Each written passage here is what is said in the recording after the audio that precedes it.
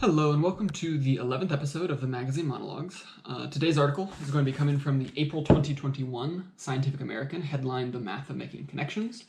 The title of the article is Dark Matter's Last Stand. It is written by Clara Moskowitz, who is a senior editor at Scientific American focusing on physics and space. The article, as you can tell by the title, is about dark matter.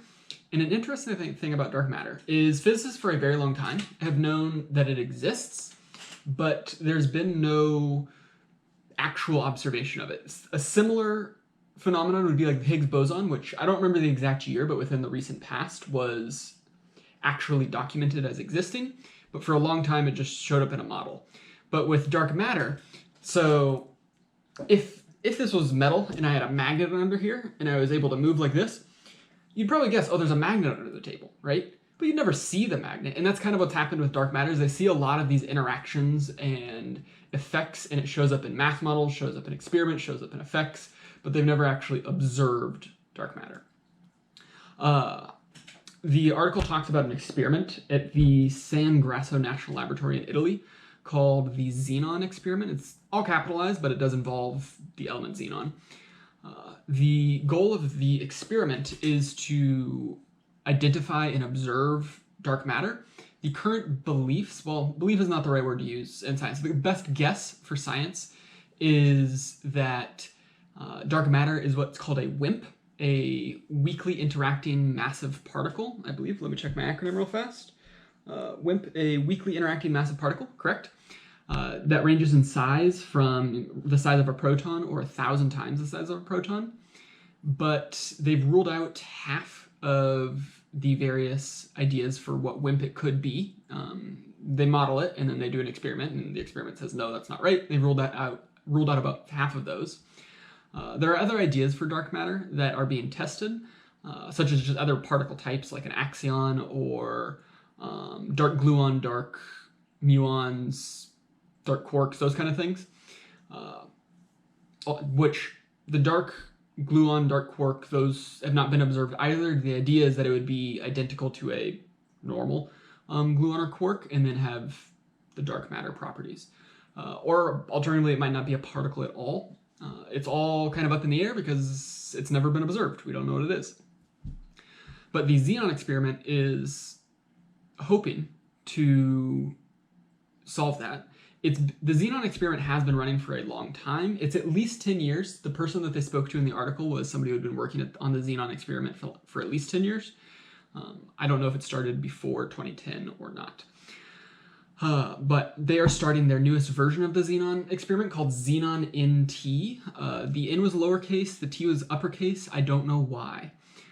They didn't specify anything about an acronym or anything like that. And they have custom built a detector that can detect up to a single photon of light, which is a very small amount of light if you aren't familiar with measurements. Basically, an analogy would be like being able to detect a single molecule of air, right? Like a single photon of light is very, very small. And the goal is to shield it from all sorts of other outside sources of radiation. So what they've done is they've built a custom containment unit underground in Italy to shield it from cosmic rays coming in from space. In addition, they've surrounded it in a 10 meter by 10 meter by 10 meter basically box of water. And then inside that, they have another box of water. And inside that, they have a fancy, they call it a cryostat. It's a fancy thermostat. They have a thermostat, and then inside of that is another cryostat, and inside of that is where the detector and the liquefied xenon is going to be sitting. The reason for all of those levels of containment is to try and reduce the effects of radiation that would interact with the xenon and cause various reactions. Because when you're talking about single photons of light, if you build the container out of the wrong grade of steel, the radioactivity from the steel could set off these light detectors, and that's just not the goal. They do use liquefied xenon in the experiment. They didn't go into too many other technical details involving the experiment. It does sound interesting because, I mean, I even know from when I was a kid, dark matter was this kid, let's say 10 years old. I'm making up the age a little bit, but 10 years old. I know when I was a kid, dark matter was like this really exciting field in physics. You know, I watched Nova as a kid, surprising nobody. And actually, before I got into law and econ, I was originally a math physics major in my undergrad, and I made a lot of mistakes in my life and ended up in math econ was my major, and now I'm doing law econ. But yeah, so it's always been kind of like fascinating. I know that when I was younger, 10-ish, dark matter was this really exciting field. And I would say the excitement has dwindled, which the article talks about a little bit, because it's been, since 1990, it's been 30 years of just negative results over and over and over and over again, showing that dark matter isn't A, isn't B, isn't C, isn't D. We got to the end of the alphabet, and then we were like, well, what do we do? Oh, it isn't AA, it isn't BB. Like, they've ruled out so many things that the excitement about dark matter has fallen, but when they do figure out what it actually is, I think the excitement will be even larger, because it's more impressive for 1,000 people over 30 years to say, oh, I know what it is, do a test, and it is not it, and then that one person finally gets it right. I would say that would be a significantly larger and more exciting discovery. The article's good. I enjoy Scientific American. This one was actually a little bit shorter. It was maybe a page and a half. The type font is small, so it was long, but it's also dense. I mean, it's denser than a lot of other articles that I've read in like Time or Economist or whatever, because this is science-based. So like I said, I have some background in physics, and I mean, I haven't done physics in like 7 years, maybe even longer. I think it's 7, maybe 8 years. So I'm not up on my physics, but like I'm aware of particles and photons and all that kind of things, right? If you weren't, I would say it's a much, much denser read, but it was fun.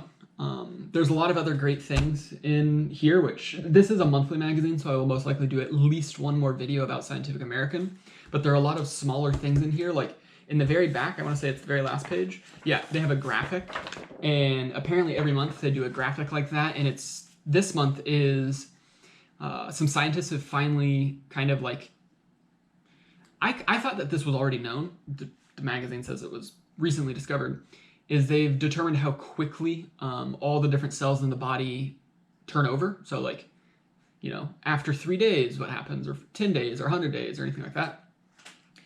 And so they just have a graphic in the back that just visualizes that, being like, oh, the cells lining your gut last 3 days. Muscle cells last 30 to 70 years, that kind of thing.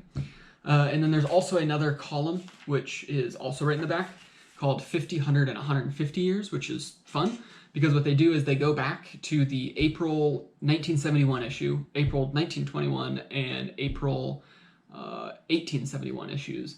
And they just talk about like what were the big articles in their past Scientific American editions, because it's been around for a very long time. And so it's just kind of fun. They were talking about how there was a company this is the 1871 Scientific American, was talking about how there was a company in England, or France, sorry, that was making nails, and they were implementing dog labor to spin the wheels, and the dogs were basically treated similar to human labor in the fact that like their hours were controlled, like, you know, they hinted at the possibility of there being a union. It was unclear, but they did say that like the animals were, for the times, treated relatively well. And so it's just fun to read those. But yeah, so the next magazine monologue tomorrow will most likely be Time, since I have not done that one yet, and I got that magazine on Saturday. So I will figure that out, and yeah, I'll see you guys next time.